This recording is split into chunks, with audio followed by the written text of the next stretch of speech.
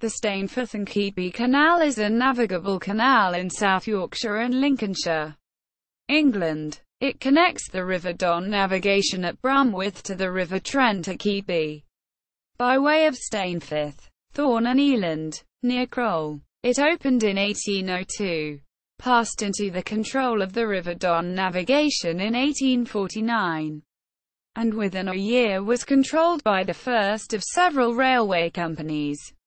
It became part of the Sheffield and South Yorkshire navigation. An attempt to remove several canals from railway control. In 1895, there were plans to upgrade it to take larger barges and to improve the port facilities at Keadby. But the completion of the new Junction Canal in 1905 made this unnecessary, as Goole could easily be reached and was already a thriving port. The canal was a centre for boatbuilding between 1858, when Richard Dunston moved his yard to Thorne from Torksey, and 1984 when the yard closed. Dunston's company were pioneers in the use of welded construction and innovative tug propulsion systems. The operation was always restricted by the size of Keadby Lock, although vessels longer than the lock could pass through when the river was level with the canal, and both sets of gates could be opened. The largest ship to be built required Dunstons to build a dam across the canal, as the canal company feared that it might get stuck in the lock, resulting in flooding and draining of the canal. The canal passes through a region which is largely rural, much of which is drained artificially. For most of its length, it is flanked by the North Soak Drain and the South Soak Drain, because it disrupted the established drainage scheme.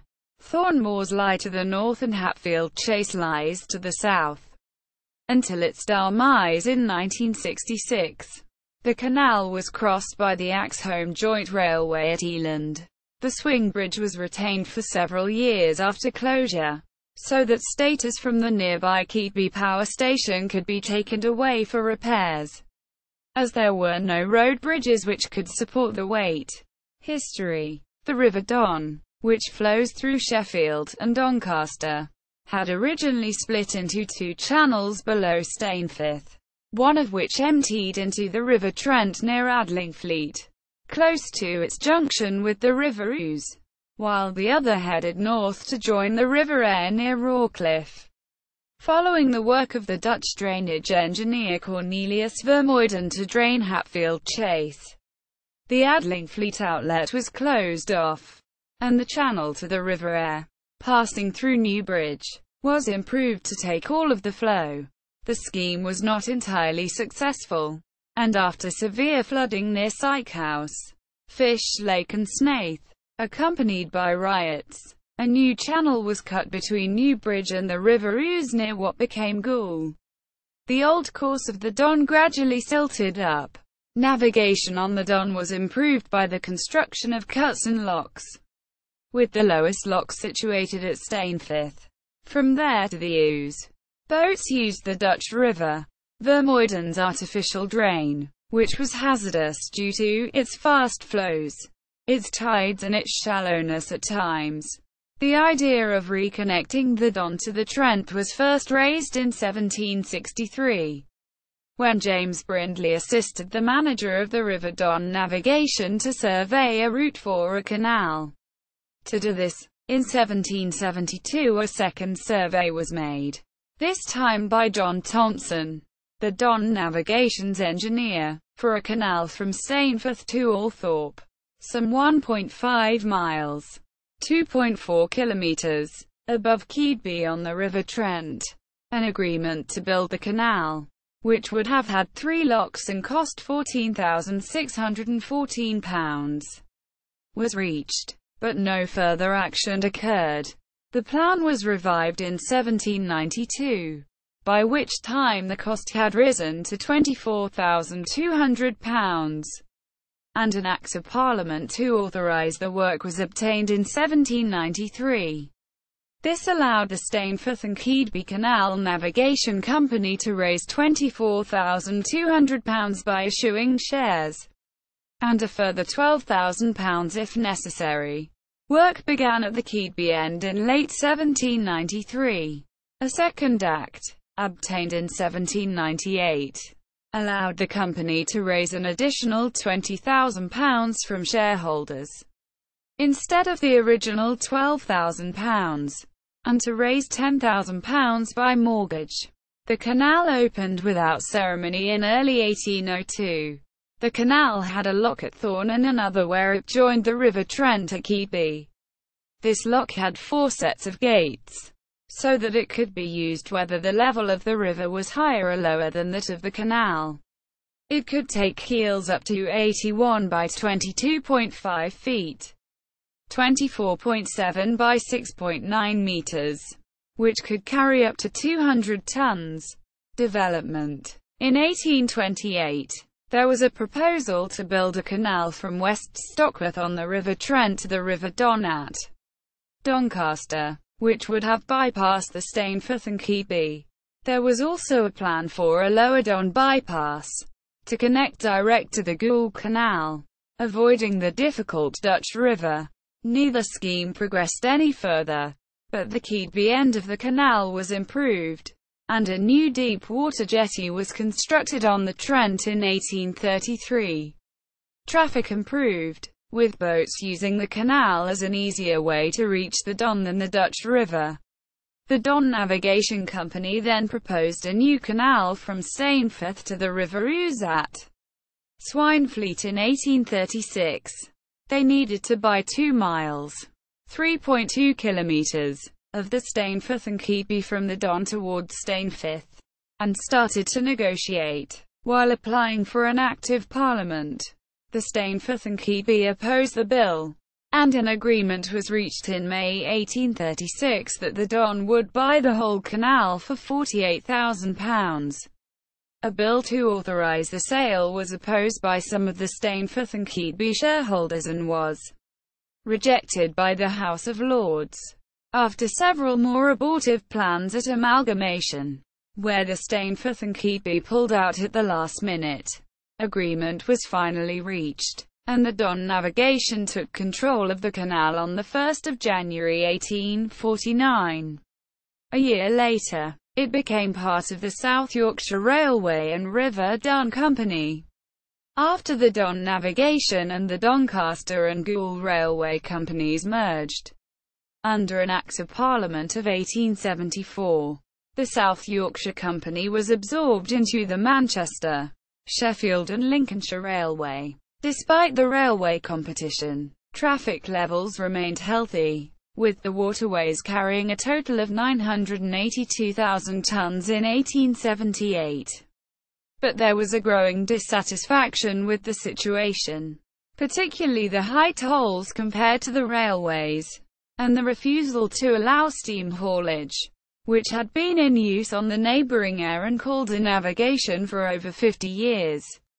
In an attempt to improve the situation, the Sheffield and South Yorkshire Canal Company Limited was formed in 1888, with the intention of buying back the canals from the railway company, and upgrading them to offer effective competition to the railways.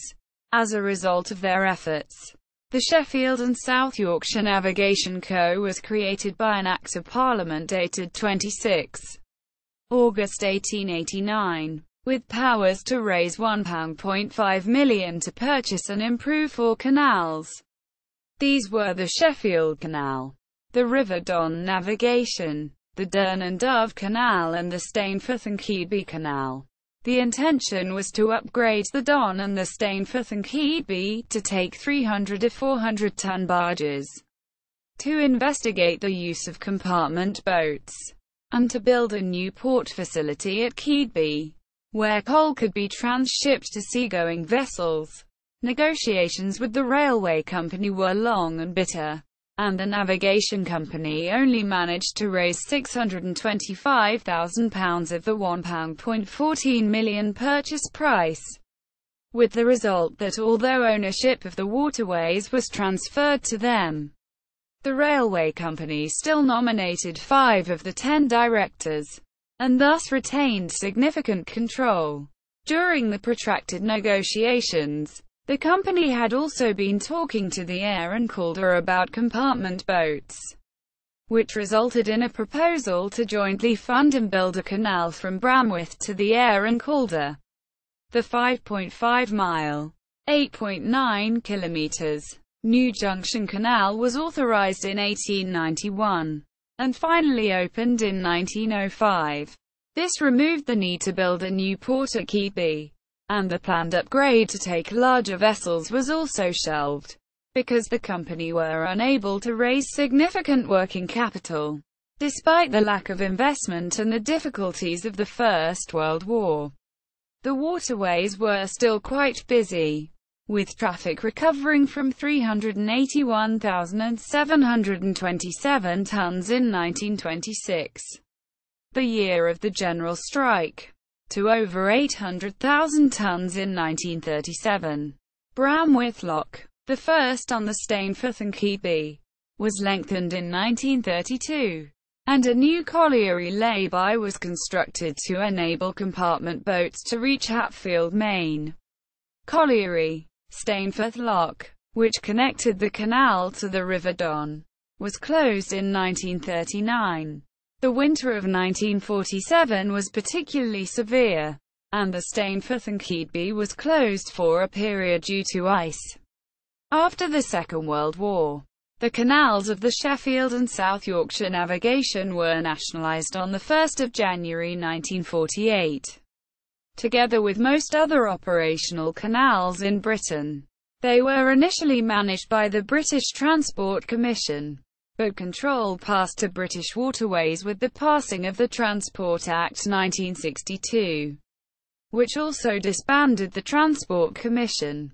The Transport Acts of 1968 and 1983 divided British canals into commercial waterways, which were still carrying commercial traffic, cruising waterways, which had potential for leisure use, and remainder waterways, for which no economic use could be seen at the time.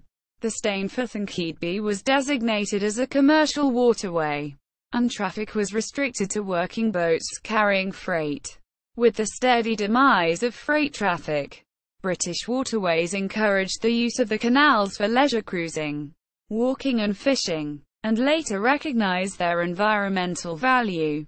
Following the cessation of coal carrying from Hatfield Main Colliery, and the closure of Dunston's boatyard at Thorne, all use of the canal is now by leisure boaters.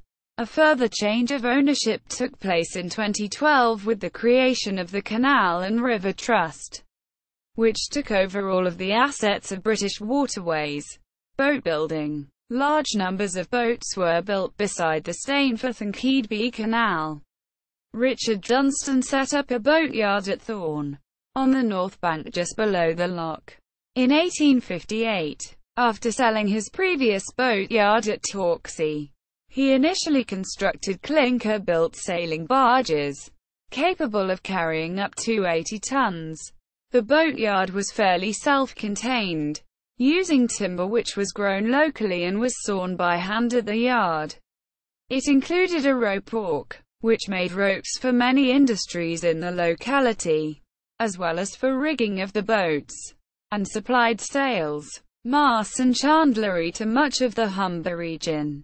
Gradually, Crowle-built barges with their smoother hulls replaced clinker-built ones, and boat sizes became more standard, with Sheffield-sized keels and larger sloops. Shortly after Richard Dunston took over the yard in 1910, it was remodeled to build iron and steel ships, and only one wooden boat was built subsequently. One of the issues with the yard was that the size of boats that could be built was restricted by the locks at either side of the site. Sheffield-sized boats were around 61.5 by 15.5 feet, 18.7 by 4.7 meters, and could leave the yard either by passing through Thorne Lock and onto the Don navigation, or by travelling to Keadby and entering the Trent. Sloops were restricted to the Keadby route, because of the larger size. and the largest boats built at Thorne before the 1940s were 700 brake horsepower, 520 kilowatts tugs, 300-ton coasters and 300-ton lighters. From 1933, the yard began experimenting with welded rather than riveted construction, and their first all-welded steam tugs were constructed for the Admiralty in 1942. They continued to lead the field with developments in tug propulsion in the 1960s, and by the last 1970s had built 17 tugs with quart nozzle or quart rudder steering and 20 tugs with Voith-Schneider propulsion systems at Thorne, with the yard at Hessel on the Humber, bought from Henry Scar in 1932. They were one of the largest unnationalized shipbuilders in Britain. The Empire led a self-trimming diesel collier measuring 140 by 21.5 feet, 42.7 by 6.6 meters, with a draft of 10 feet, 3.0 meters, was one of the largest vessels ever constructed at Thorne.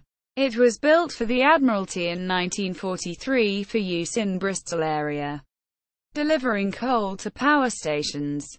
It was fitted with a 275 bhp, 205 kilowatts, Crossley engine and a single propeller.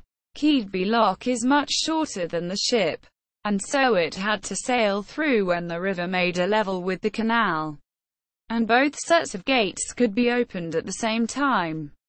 However, the canal company were worried that because of its width, it might jam in the lock, which would cause flooding of the hinterland at high tide, and draining of the canal at low tide. Dunstons had to build a dam across the canal beyond the lock, to prevent both consequences. Once built, the ship successfully passed through the lock, and the dam was removed. During the Second World War, Dunstons designed and built TID tugs in dock tugs.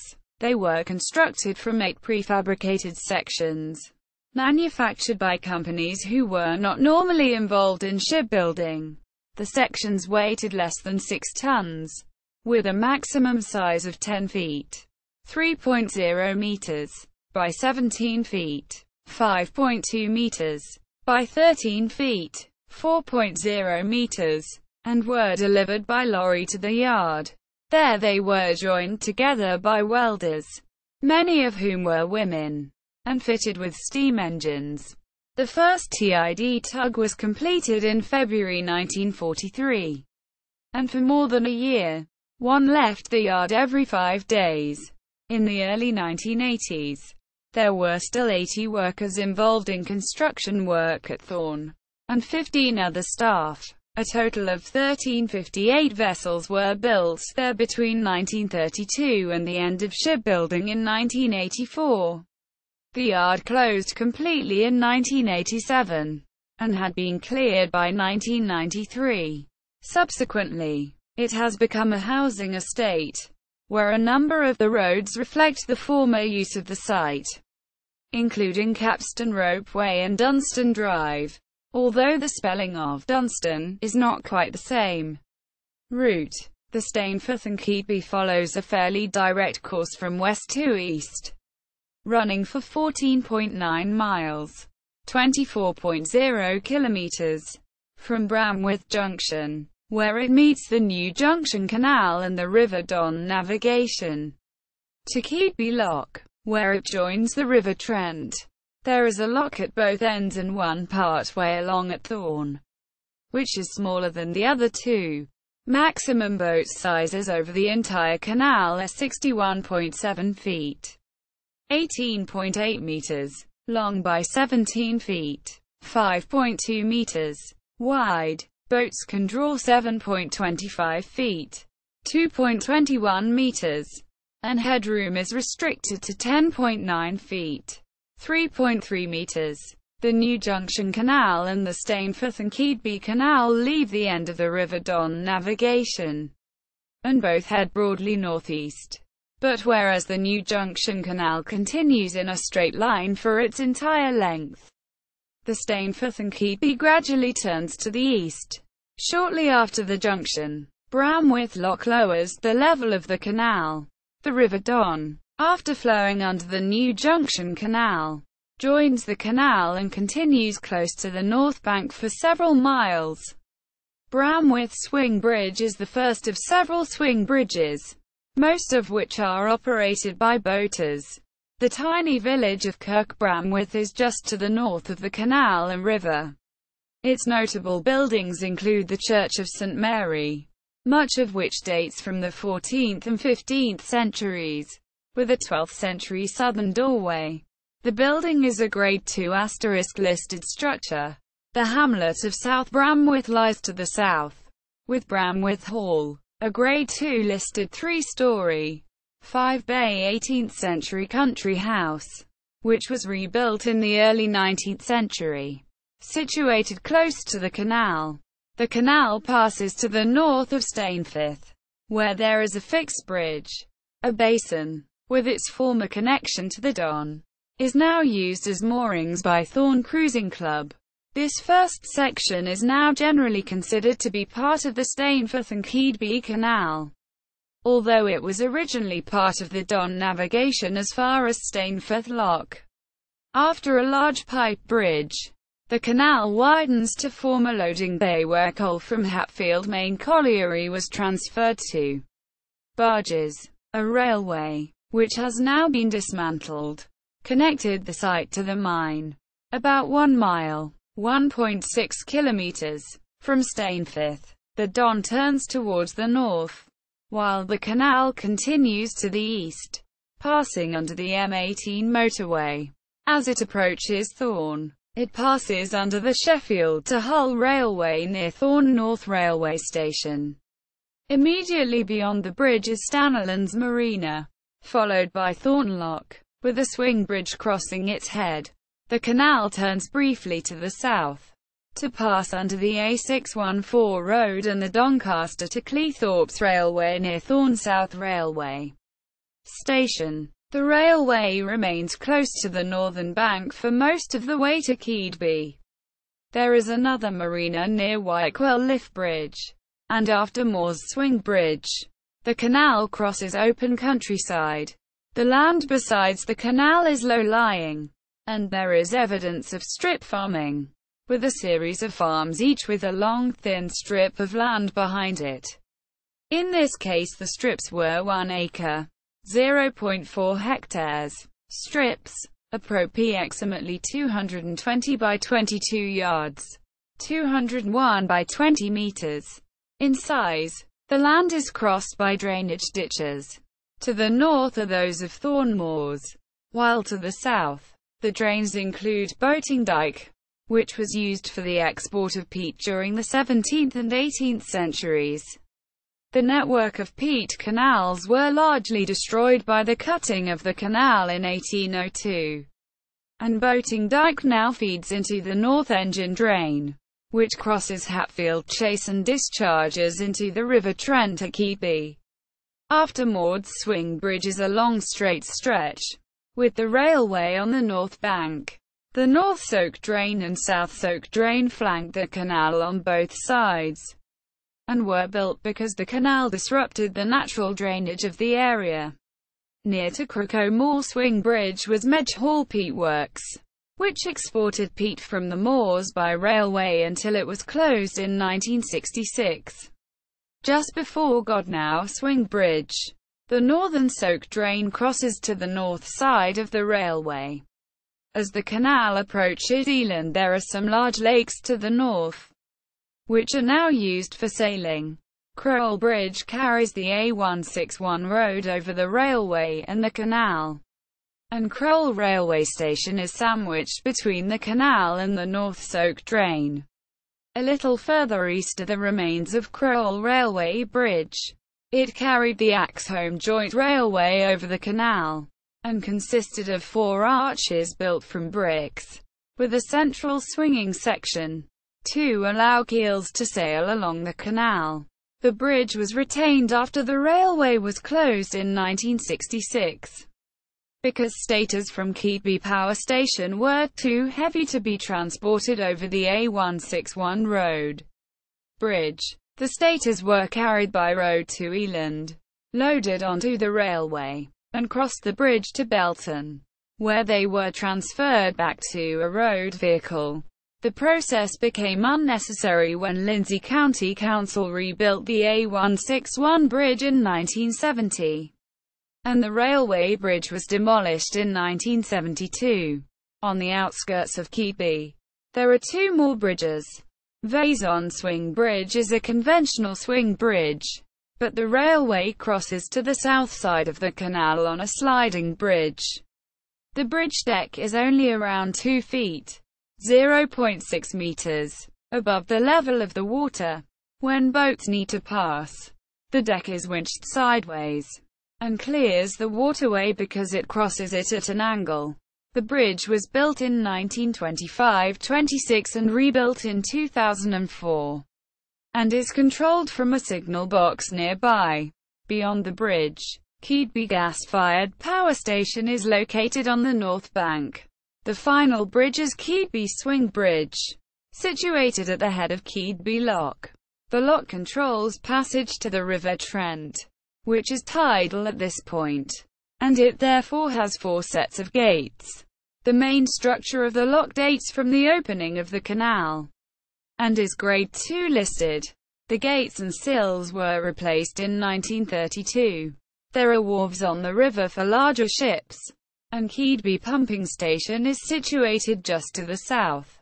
It was built in the 1930s, and pumps water from Hatfield Chase into the Trent.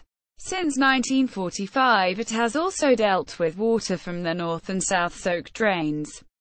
When the South Yorkshire Railway opened the line along the banks of the canal in 1859, it terminated beside the lock, but was diverted to the south to cross the Trent on Keadby Bridge in 1864. Points of interest. See also: Canals of Great Britain, History of the British Canal System, Bibliography.